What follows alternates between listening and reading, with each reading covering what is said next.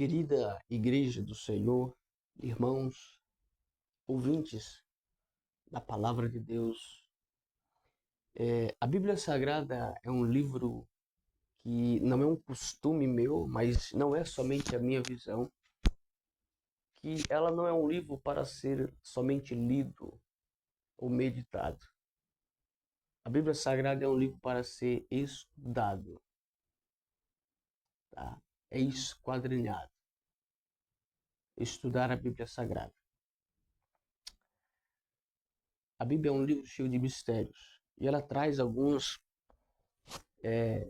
revelações, estudos para a nossa vida que nos ajuda, principalmente irmãos, pastores, obreiros, ministros da palavra de Deus, que busca, ora a Deus por um sermão, ora a Deus por colocar, às vezes o Senhor revela uma palavra e quando Deus te dá a palavra, a você, ministro, a sua obrigação é estudar esta palavra, aprimorar esse estudo para que você seja uma ferramenta poderosa nesta mensagem que Deus te dá, tá? Então, é um dever do ministro.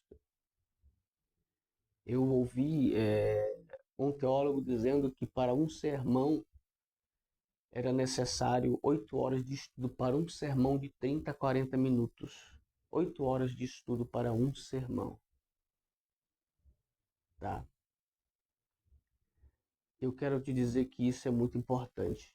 E isso traz vida, porque quando Deus nos entrega uma palavra, um sermão para ministrar, não é para qualquer pessoa, é para almas, é para vidas. E o maior zelo e cuidado que temos é: Deus, o Senhor me confiou esta palavra, eu vou estudá-la, eu vou pesquisá-la minuciosamente. E baseando nisso, eu quero trazer aqui, né, alguns detalhes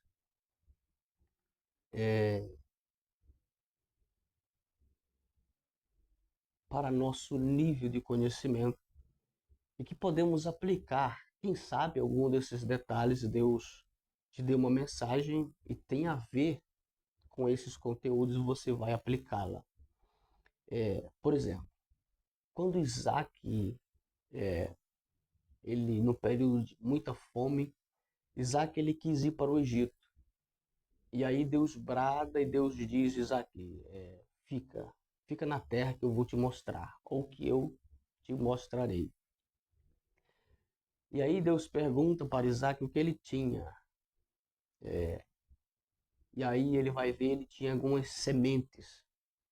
Essa semente ele planta, ele joga aquela semente na terra. E ali, aquela semente, ele vai colher daquela própria semente. Isso significa, né, instantaneamente.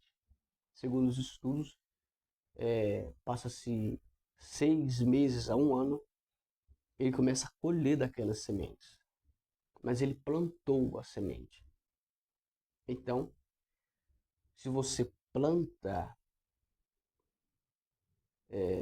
seja qual for a semente, mas aqui a semente que eu estou falando, biblicamente, você planta no reino, se você planta para Deus, ao reino dos céus, você vai colher, tá?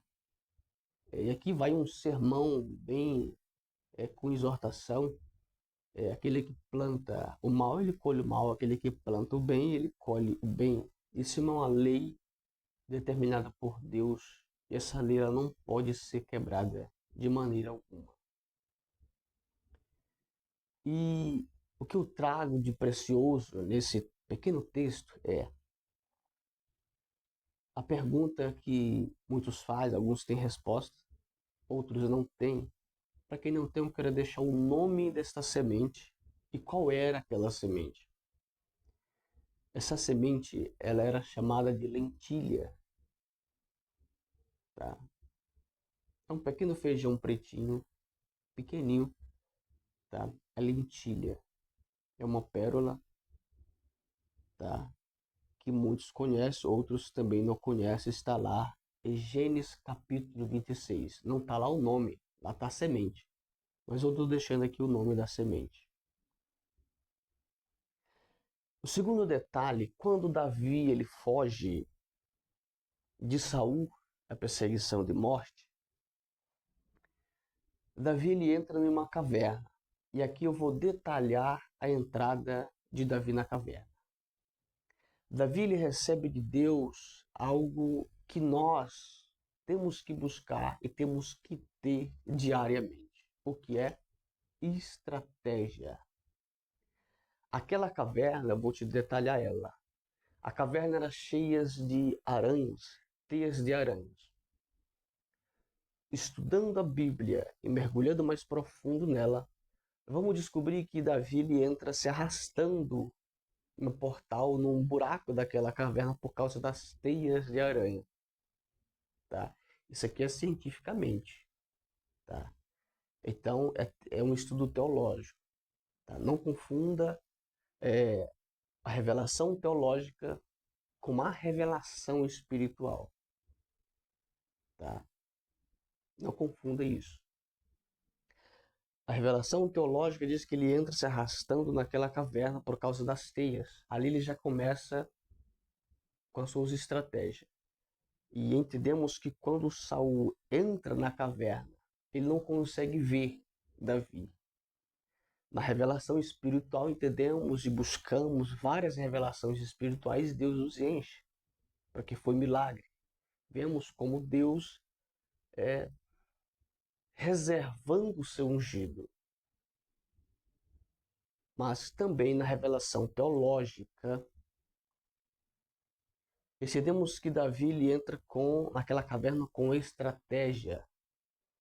E a estratégia que Deus deu para ela foi as teias que tinham sobre os buracos daquela caverna.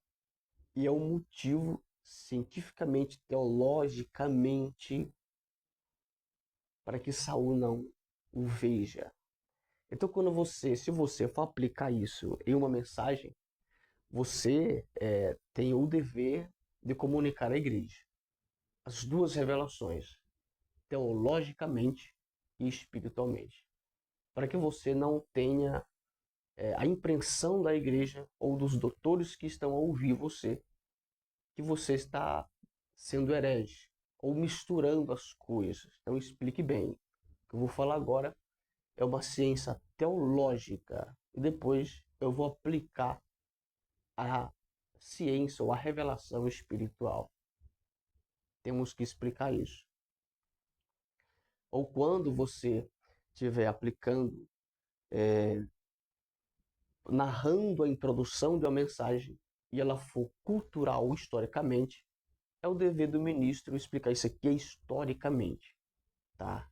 Não está na Bíblia, mas em livros antigos, históricos, e eu coloquei aqui para aprimorar o conhecimento da igreja. Aí depois você explica isso para a igreja, tá? Porque não você é tido por uma igreja que tem um nível básico de conhecimento, ela vai te interpretar como um herege, ok? E aí você começa a aplicar a Bíblia Sagrada. Temos a necessidade e o zelo de aplicar isso e deixar a igreja ciente, tá? Este é o segundo detalhe que eu deixo para os irmãos. O segundo detalhe é sobre Golias. Você sabia? Eu vou deixar o primeiro detalhe aqui. Você sabia que os filhos de Eli foram mortos pelo mesmo Golias? O Golias que Davi derrotou, esse mesmo Golias foi ele que matou os dois filhos de Eli, Ofni e Finéias. E que esse mesmo Golias, o seu nome, Golias, não é um nome, mas um título. Pois é, o nome Golias é apenas um título. E que este Golias, ele não era filisteu. Golias ele foi criado por um homem pronome de Ur. É isso? Isso. Ele foi criado por um homem por nome de Ur. Então, Golias,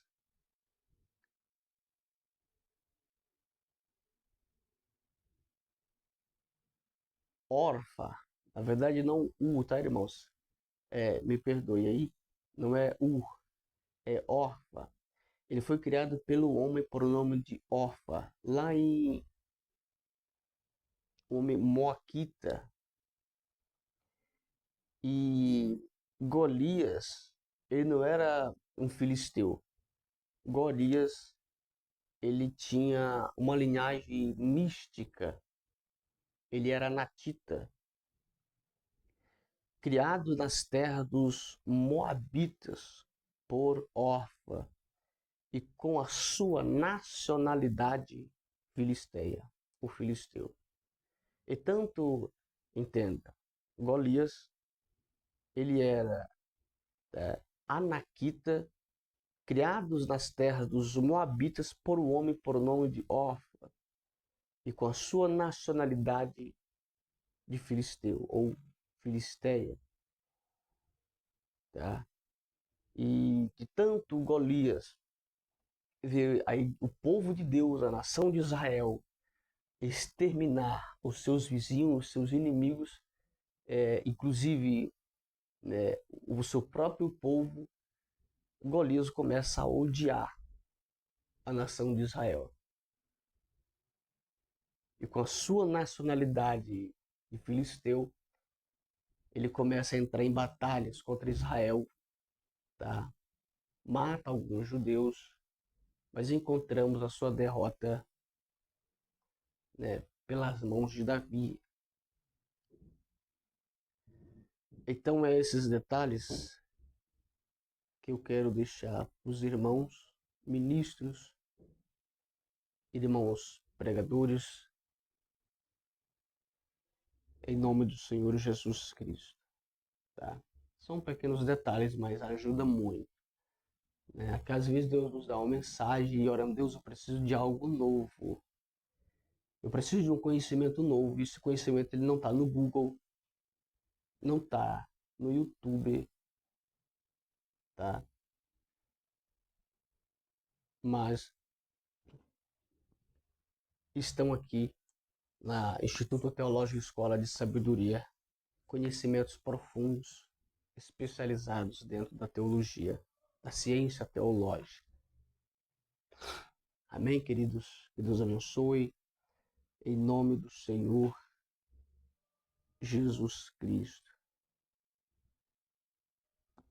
Aleluia. Que Deus abençoe os irmãos. Eu queria fazer um pedido aos irmãos. Irmãos, compartilhem esses vídeos, tá? Com seus irmãos em Cristo, novos convertidos à sua igreja, jovens, pastores, obreiros, diáconos, presbíteros, evangelistas, compartilhem, tá? Porque hoje você está recebendo de Deus, hoje você está recebendo esses conhecimentos, tá? Então você tem que passar aquilo que Deus te dá, a paz, transmita, em nome de Jesus Cristo. Você que ainda não se inscreveu no canal, por favor, se inscreva lá, deixe o seu like, para estar abençoando este canal no nome de Jesus Cristo, para a glória de Deus. Que Deus abençoe no nome de Jesus. Amém.